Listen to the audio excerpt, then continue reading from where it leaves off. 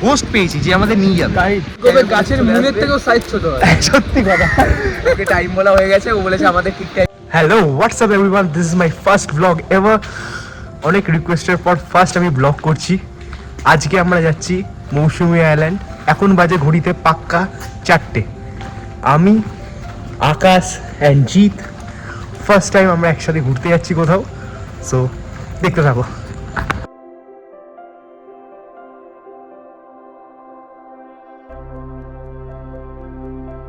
Hello, আমরা এখন আছি সিটির মোড়ে। আমরা এখান থেকে যাচ্ছি দমদম স্টেশন, ওখান থেকে আমরা ট্রেন চেঞ্জ করে যাবো শিয়ালদা।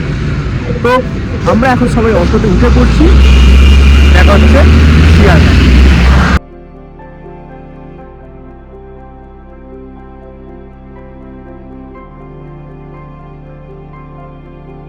তো ফাইনালি আমরা শিয়ালদায়।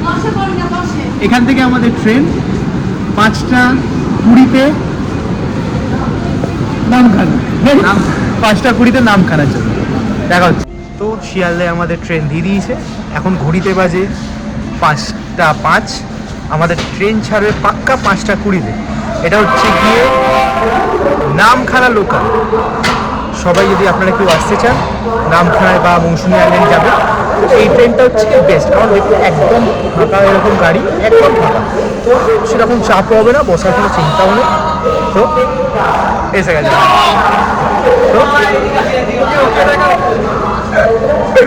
তো নামখানার উদ্দেশ্যে রওনা দিচ্ছি 5টা 20তে আমাদের ট্রেন ছাড়বে। দেখা হচ্ছে লক্ষ্মীকান্তপুর। আর এই শুরু হলো আমাদের ট্রেন জার্নি। গল্প করতে করতে কখন যে লক্ষ্মীকান্তপুর পৌঁছে গেলাম বুঝতেও পারলাম না। এখন ঘড়ির কাটায় 6:55 আর আমরা লক্ষ্মীকান্তপুরে এসে থামলাম। 10 মিনিট আগে আমাদের ট্রেন এরা ঢুকে নিয়েছে। 25 মিনিট পরে আবার ট্রেন ছাড়বে।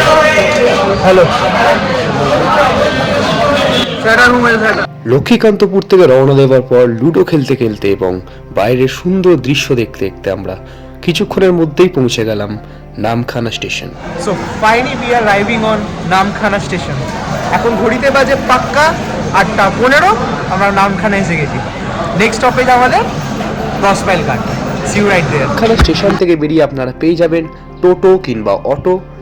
টোটো বা অটো রিজার্ভ করে হুজ্জুতির ঘাট বা 10 মাইল ঘাট আসতে চাইলে আপনাদের পড়বে 250 টাকা। কিন্তু আমরা যেহেতু 3 জন ছিলাম, আমরা টোটো কিংবা অটো রিজার্ভ করিনি, আমরা শেয়ারে এসেছি, যেখানে আমাদের খরচ পড়েছে মাথা পিছু 60 টাকা করে। এই অটো আপনাদের 10 মাইল ঘাট কিংবা হুজ্জুতির ঘাট পর্যন্ত পৌঁছে দেবে। আর আমরা সুন্দর দৃশ্য উপভোগ করতে করতে আমরা পৌঁছে গেলাম হুজ্জুতির ঘাটে। আফটার লং টাইম, অনেকটাই জার্নি, অনেকটাই পথ, তারপরে আমরা এলাম ফাইনালি হুজ্জুতি ঘাটে। চলুন আপনাদের ঘাটটা দেখাই। হুজ্জুতির ঘাটে এসে আমরা 3 জন উঠে পড়লাম লঞ্চে। লঞ্চে আমরা নদী পার করে চলে গেলাম মৌসুমী দ্বীপে। এই লঞ্চ ভাড়া কিন্তু আমাদের পড়েছে মাথা পিছু 10 টাকা করে। হ্যালো মৌসুমী আইল্যান্ড। ফাইনালি অনেকটা জার্নি করে ফাইনালি এসে পড়লাম। খুব সুন্দর জায়গা, খুব সুন্দর, কোনো মানে বাক্যে এগুলো বলা যায় না, এত সুন্দর জায়গা, খুব নিরিবিলি। যদি আপনারা চান যে একান্তে নিজের মনের মানুষ, নিজের কাছের মানুষের সাথে সময় স্পেন্ড করবেন বা ফ্যামিলির সাথে আসবেন, this is the best and affordable spot. আমাদেরও বেশি খরচা খুব একটা পড়ছে না, সবই আপনাদের ডিটেলসে বলবো পরে। তো দেখতে থাকুন ব্লগ। তো ব্রেকফাস্ট টাইম। খুব সুন্দর ব্রেকফাস্ট, সিদ্ধ ডিম, লুচি আর আলুর দম, তাই তো? খুব খিদে পেয়েছিল। হ্যাঁ, পেয়েছে খুব খিদে। তো শুরু করা যাক, লেটস স্টার্ট। আমাদের বিচ ক্যাম্পে আসার পর আমরা সারলাম আমাদের ব্রেকফাস্টের কিছুক্ষণ পরেই আমরা করলাম আমাদের লাঞ্চ। এবং এখন আপনারা দেখতেই পাচ্ছেন সন্ধে নেমে এসছে আর মৌসুমী দ্বীপের এই বিচ ক্যাম্পের সৌন্দর্য আরও বেড়ে উঠেছে। চারদিকটা অপূর্ব আলো দিয়ে ঘেরা এবং সুন্দর একটা পরিবেশ, নিরিবিলির মধ্যে 2-1 দিন কাটানোর খুব সুন্দর এবং ভালো জায়গা, আর পকেট ফ্রেন্ডলিও বটে। আমরা যে বিচ ক্যাম্পটায় উঠেছি সেই বিচ ক্যাম্পটার নাম হচ্ছে শ্রীজাস সানা ইন এবং এখানকার পার হেড আমাদের ডে ওয়াইজ খাওয়া দাওয়া সহ খরচা পড়েছে মাত্র 1100 টাকা। এই কম খরচার মধ্যে এত সুন্দর আমরা ব্যবহার, ভালোবাসা এবং এত সুন্দর স্টাফদের কথাবার্তা পেয়েছি যে যদি আমরা আবারও আসি তো এই বিচ ক্যাম্পেই আসবো। আর আমাদের মাস্ট রেকমেন্ডেড বিচ ক্যাম্প শ্রীজাস সানা ইন।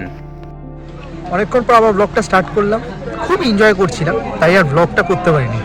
এই জাস্ট আমরা লাঞ্চ সেরে উঠলাম, দেখা যাক কালকে কি প্ল্যান, কালকে কি কি হয়। সেও সকালের শুরুটা লুচি দিয়ে হলো, এরপরে আরো ছবি তোলা এবং ঘুরতে যাওয়া এখনো আছে। Stay tune. ব্রেকফাস্টের পালা এবার শেষ, এবার ঘোরা আর ছবি তোলার পালা। নাও উই আর রেডি ঘুরতে যাওয়ার জন্য। দেখা হচ্ছে আবার। অনেক ছবি তোলা হলো আমাদের সবার, খুব সুন্দর মুহূর্ত আমরা একটা এখানে স্পেন্ড করছি, খুব সুন্দর।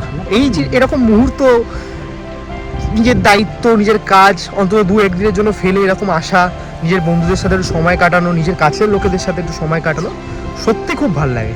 আর সত্যি কথা বলতে আমরা খুব মিস করছিলাম এই জিনিসগুলো নিজের লাইফে, কারণ আমরা জানি নিজেদের লাইফটা খুব ইম্পর্টেন্ট, খুব গুরুত্বপূর্ণ। জীবনটা এরকমভাবে কাজেই সবসময় চলে গেলে তো হয় না, ভালো লাগে না সেই জিনিসটা। তো সেই জিনিসটাই ভুলে যেতে আজকে আমরা সবাই এখানে এসেছি মৌসুমী আইল্যান্ডে। খুব সুন্দর একটা মুহূর্ত, খুব নিরিবিলি একটা জায়গা।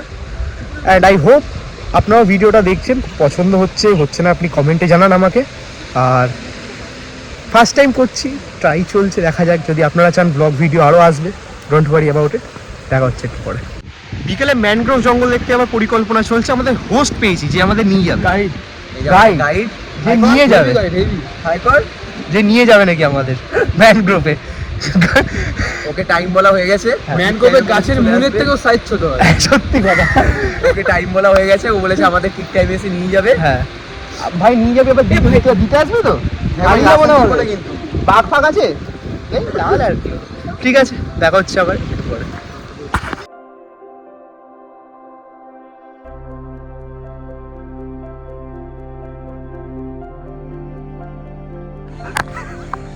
আফটার লাঞ্চ ম্যানগ্রোভ দেখতে যাওয়ার পালা।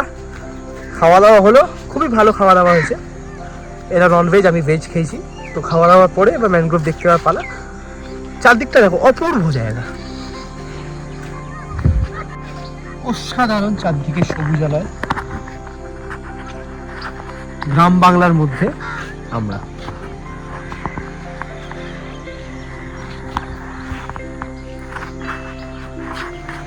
আর এখানকার একটা স্পেশালিটি, কারণ যদি এখান থেকে শহর থেকে তোমরা আসো এখানে, তাহলে এটা নেচারের মধ্যে থাকাটাই আনন্দের।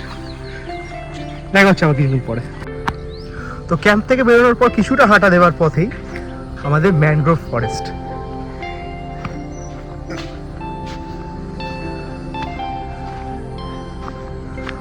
সুন্দর দৃশ্য এখানকার। আর সত্যি বলতে শহরের বাজে আবহাওয়া থেকে দূরে একটু গ্রাম্য অঞ্চলে সময় কাটানোটা বেশ ভালোই লাগে। আপনাদের দেখাই, ওয়েট।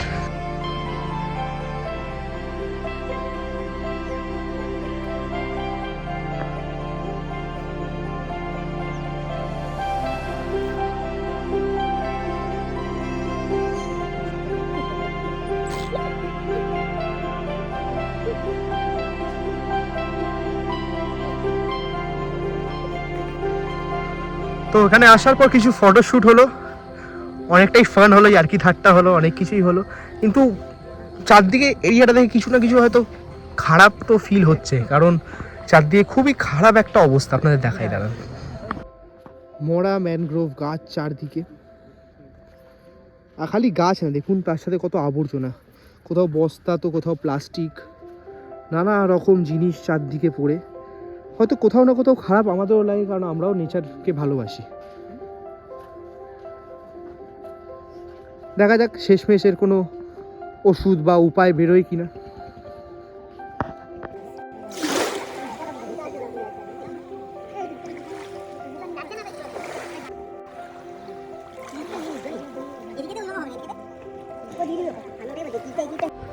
আজকের মতো আমাদের ঘোরা শেষ। এখন আমরা ক্যাম্পের উদ্দেশ্যে রওনা দিলাম। পাশ দিয়েও কিন্তু যাওয়া যেত, কিন্তু এনার চক্করে আমরা সোজা যাচ্ছি এখন বিচ হয়ে ঘুরে আমরা যাব ক্যাম্পে। এইটার জন্য কিছু বলো।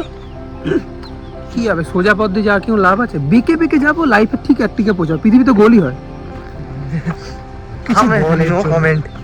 হাঁটছি শুধু নিরাপত্তা পালন এর জন্য।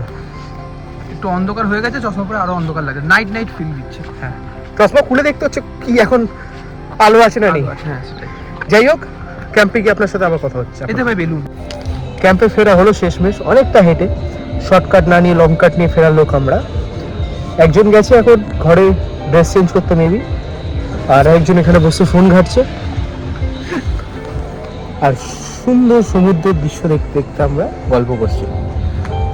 একটু পরে বারবিকিউ এবং পনির দিয়ে আমরা নিজের বিকেলটাকে সাজিয়ে তুলব। তারপর রাতে ডিনার করে ঘুম, সকালবেলা কলকাতা উদ্দেশ্যে রওনা। কাল দেখা হচ্ছে। তো আমাদের ডিনার শেষ, এবার ঘুমানোর পালা। শেষ দিন, কাল সকালে আমরা চেক আউট করতে চলেছি। কাল 12টা নাগাদ আমাদের ট্রেন, বাড়ি ফেরার পালা। তো আজকের মতন খুব মজা হলো, ট্রিপটা খুব সাকসেসফুল হয়েছে, খুব প্রচণ্ড মজা করেছি আমরা, ঘুরেছি, খাওয়া দাওয়া করেছি, খেয়েছি, বিশাল আনন্দ হয়েছে। ট্রিপটা মনে থাকবে সারা জীবন। কত নতুন লোকেদের সাথে আলাপ, কত ভালোবাসা, কত গল্প, নানা রকম জিনিস নিয়ে চর্চা। এই জিনিসগুলো না ঘর থেকে বেরোলে পাওয়া যায় না। দেখা হচ্ছে কালকে। গুড মর্নিং সবাইকে। আর দ্বিতীয় দিনের সকাল, ব্রেকফাস্ট করেই ঘরের উদ্দেশ্যে রওনা হব। আমি তো কমপ্লিটলি রেডি, বাকি দুজন রেডি হচ্ছে। একটু পরেই আমাদের লাস্ট এখানে আমাদের ব্রেকফাস্ট, দেন আমরা রওনা দেবো আমাদের বাড়ির উদ্দেশ্যে। এখানে আসার ওভারঅল এক্সপিরিয়েন্স খুবই ভালো ছিল, খুবই আমরা আনন্দ করেছি, খুব কোয়ালিটি টাইম স্পেন্ড করেছি সবাই আমরা। খাওয়া দাওয়া থেকে, নাচ গান থেকে, ঘোরা থেকে সব কিছু একটা পরিপূর্ণ একটা সুন্দর ব্যবস্থা করেছে আমাদের এই বিচ ক্যাম্প সিজাস সানাইন। এই বিচ ক্যাম্পে এলে খুব ভালো ব্যবহার আর খুব ফ্রেন্ডলি একটা অ্যাটমসফিয়ার সবসময় পাবে। তাই আমার রেকমেন্ডেশনে সবসময় টপে যদি কোনো ক্যাম্প থাকে এখানকার, সেটা থাকবে সিজাস সানাইন অলওয়েজ। দেখা হচ্ছে ব্রেকফাস্টের পর। আফটার ব্রেকফাস্ট আমরা রওনা দিলাম বাড়ির উদ্দেশ্যে, এবং আমরা যে পথ ধরে মৌসুমী দ্বীপে এসেছিলাম ঠিক সেই পথ ধরেই আমরা ফিরে যাচ্ছি বাড়ির উদ্দেশ্যে। নামখানা থেকে আমরা যাচ্ছি শিয়ালদা, এবং শিয়ালদা থেকে আমরা যাচ্ছি দমদম। আমাদের এই ট্রিপটা খুবই সাকসেসফুল এবং হ্যাপি একটি ট্রিপ ছিল। আমরা খুব এনজয় করলাম তিনজনে মিলে। যদি আপনাদের এই ভিডিওটা পছন্দ হয়ে থাকে তো লাইক কমেন্ট করুন, এবং যদি আপনারা আরও এরকম ব্লগিং ভিডিও দেখতে চান আমাকে কমেন্টে জানান, আমি অতি অবশ্যই ব্লগিং ভিডিও বানাবো। থ্যাংক ইউ এভরিওয়ান, সবাইকে অনেক ভালোবাসা, পাশে থাকবেন। Thank you. শেষমেশ দমদমে আমরা চলে এলাম। আমাদের ব্লগ এখানেই শেষ হচ্ছে। খুব সুন্দর ঘোরা, আনন্দ, অনেক রোমাঞ্চ হলো, অনেক নতুন নতুন বন্ধুও পেলাম আমরা সবাই। আবার সুযোগ পেলে কোনো না কোনো দিন আবার ব্লগ করবো, আবার দেখা হবে। টাটা।